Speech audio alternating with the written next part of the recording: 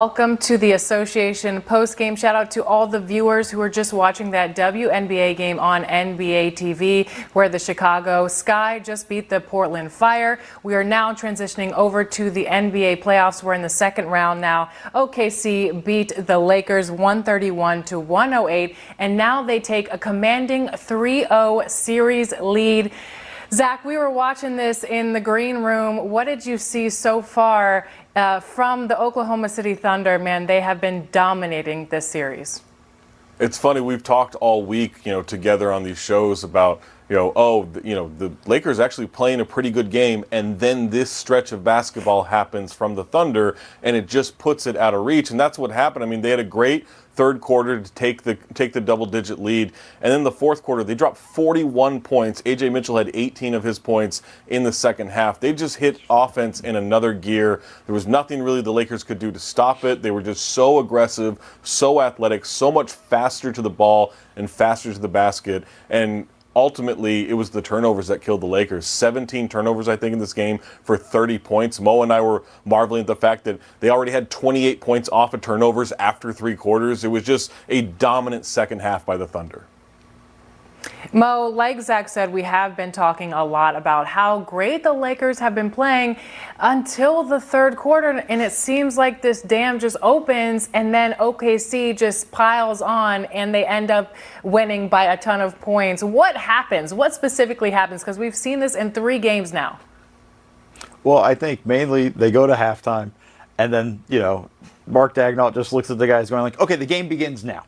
Let's go to work here. And I think that's when they really start to kind of play. Of course, they make their adjustments. They make the views of, hey, we need to do this, we need to do that, tweak some things.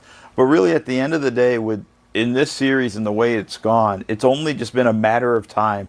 The Lakers have not been able to sustain the good offense periods as long as they need to, or good defensive periods as long as they need to. And the Thunder just go on a big run. I mean, case in point, we're all watching this game. I step out for a few minutes, come back, and it's a blowout. And I look around just going like, oh, wow, what just happened? I go, they just went on a run. And that's the way this goes sometimes. And it's so difficult. And this is what makes the Thunder so good. We've seen them do this all season. None of this is really new.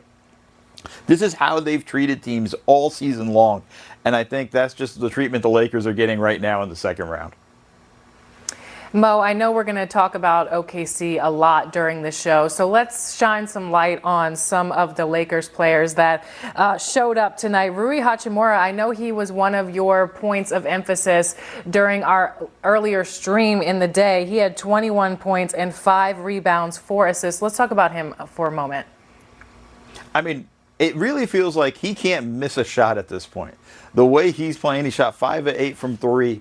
He's getting clean look after clean look, and he's drilling it, and he's making the defenses pay for, hey, if you guys are going to leave me open, I'm going to hit these shots. And he's hoping that it'll stretch things out. The Thunder are saying, like, we're going to keep keeping the pressure in the paint, try to make life difficult for Reeves, for LeBron, and see if we can kind of survive Hachimura. But he's been unbelievable and having really a great stretch. Just unfortunately, it's coming up against a very dominant Thunders team.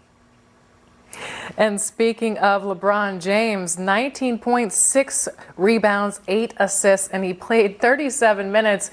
Now knowing that the Lakers go into Game 4 down 3-0, do you expect him to continue playing the same amount of minutes, Zach? I think so, just because this could be the last game of the season once we hit Game 4. Not a lot of teams even get past that sweep. If they do, not a lot of teams force that Game 6. So, historically, this series is over, but we know LeBron's not going to just lay down. We know he's not going to want to set that example for the Lakers, regardless of how this could end. And I think LeBron's going to play as much as he can in Game 4. He seems pretty healthy. I know, he's icing things and he's pretty sore after the game because he's in his 40s, and that's just what happens when you do any activity in your 40s. But I think with LeBron, I would expect him to really go all out Game 4 and try to see if they can extend the series and just put a little bit of pressure, not go through the embarrassment of getting swept, even though, as we know, based on how well the Thunder have been the last couple of years, there's no embarrassment in getting swept by them. Well, a guy that is in charge of LeBron's minutes, his name is JJ Redick, so let's hear from the Lakers head coach now.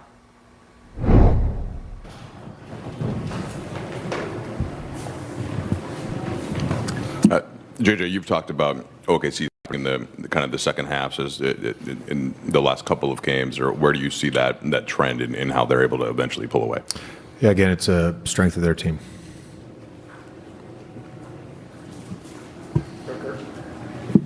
JJ, when you guys go from the lead and they went on that 21-5 run to start the third, what was not happening other than not making shots? Well, again, the turnovers, we lower number, but they still scored 30 points off those turnovers. I think we had 5 of them in the third. I think all of them actually led to them getting fast break transition baskets. I don't know what the ended up being, but I know at one point they were 11 of 17 from 3 in the second half. They you're not getting stops. It's harder to score. But again, the MVP is 18, 22, 7 of 20 tonight, and they've kicked our ass 3 straight games. They're an incredible basketball team. JJ, beyond what you saw in Game 2 that led you to share your post-game thoughts, sometimes coaches will try to plant seeds to change the tide of a series. Did you feel like the officiating, there was any impact in it compared to last game after your remarks? No, again, I said after the game we didn't lose that game too because of the officiating. Just pointing out some discrepancies. That's all. JJ, what was your message to your team down 3-0, knowing that you guys have done some stuff very right, and to your words, third straight game, we're right there after 2.5 quarters, and we tried different lineups, tried different coverages, still lost those minutes again. We've got to be better, but I'm not giving up on the series, and we're going to go try to win on Monday. We're going to try to extend the series, and we're going to try to take this thing back to OKC. Was that kind of did you sense any of that energy from your group already? No. Not yet. No, I'm sorry. Like that they still have fight. Oh yeah, for sure. JJ, how many different things have you had to try in this series, like compared to a typical series? Or I know there's a 7-game series, there can be a lot of adjustments, but just even in these first 3 games, like Maxi's out there today, Adu was out there early. Again, I think it's typically if you can poke holes at a team in a playoff series, there's a good chance they might have like a temporary solution or can sort of adjust maybe a little bit. This team in game, because of their personnel, can just adjust like that. They need shooting on the floor, great. They need multiple wing defenders on the floor, great. They need 2 bigs on the floor, great. They're a terrific basketball team. I said that before the series. Been very impressed with them. Still think we can beat them, but we got to be better. Does that make you how does that make you feel as a coach? Like you can try all these things, but sometimes it doesn't matter in a way. It doesn't matter how I feel. JJ, you guys have obviously shown resiliency all season. Down 0-3, what is the message for Game 4, and how much different is it than anything else that you've said in the past? It's the exact same message I just told to Dan. I think I was verbatim what I told the team. So. Thanks, Coach. All right, thanks, guys.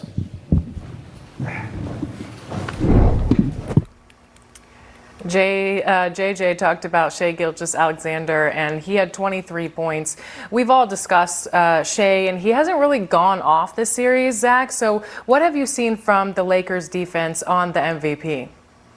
It starts with Marcus Smart. He's done a phenomenal job just being physical, denying the ball up the court, so Shai doesn't really get to bring it up. I think that's been a big reason why A.J. Mitchell has been so good, is he's bringing the ball up the court. He's initiating the offense. When they do get it to Shai, they're throwing traps at him. They're throwing different double teams from different areas on the floor, trying to vary the coverage as much as possible, and then see if you can confuse him, you can force him into turnovers. They've done a really good job of that. The problem is when you do that and you throw so much attention at him, at a certain point, if he gets that pass off cleanly, now it's 4-on-3 as your defense tries to scramble and get back into position, back into rotation. And the Thunder are just too good, too much of a well-oiled machine to not take advantage of that time and time again. And Mo, what were your thoughts on JJ Redick's comments about their run in the third quarter? Yeah, he had mentioned the turnovers, and I think, Zach had mentioned it in the beginning.